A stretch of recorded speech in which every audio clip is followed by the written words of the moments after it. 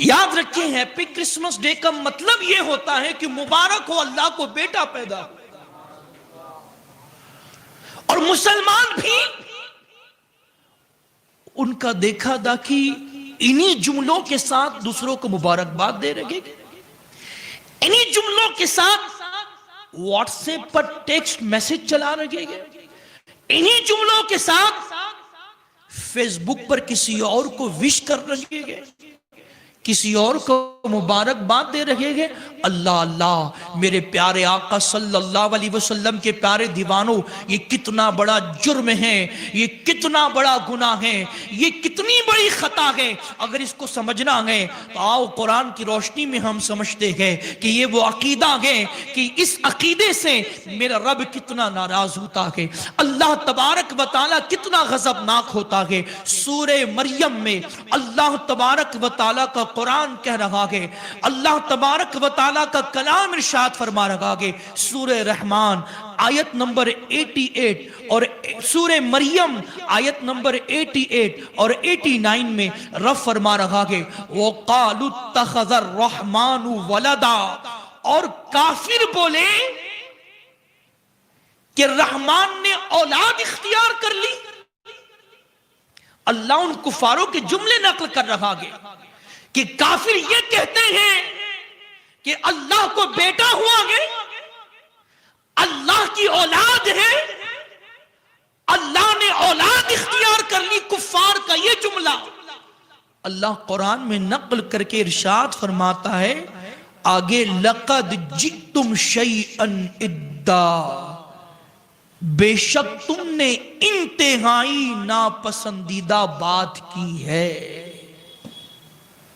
یہ کہہ کر کہ اللہ کو اولاد ہے, اللہ کو بیٹا ہے, اور جناب عیسیٰ علیہ السلام یہ اللہ کے بیٹے ہیں.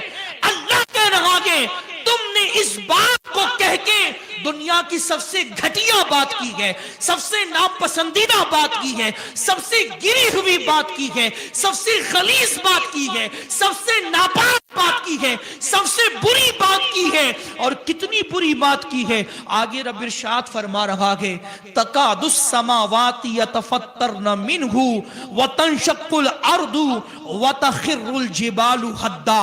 اب دیکھیں کتنی غلیظ بات کی ہے. قرآن کہہ رہا ہے قریب ہے تمہاری اس بات سے جو تم نے اختیار کی ہے, تمہارے اس جملے سے اور اس عقیدے سے کہ حضرت عیسیٰ علیہ السلام اللہ کے بیٹے ہی. عیسائیوں کا عقیدہ ہے, میں آپ کو بتا دوں یہ نصارہ کا عقیدہ کہ عیسیٰ اللہ کے بیٹے ہیں, کہے معاذ اللہ.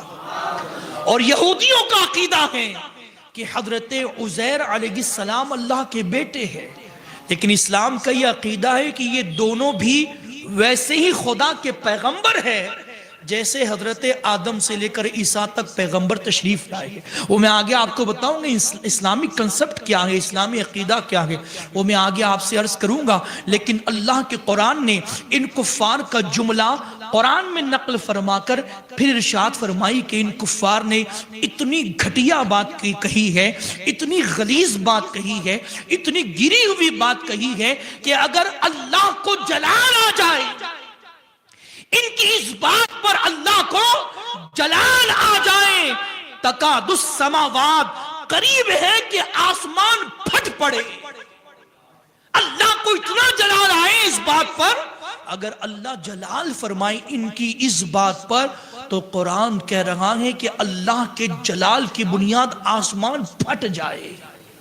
اور آگے ارشاد فرمایا کہ زمین شق ہو جائے اور پہاڑ ریزے ریزے بن کر گر جائے.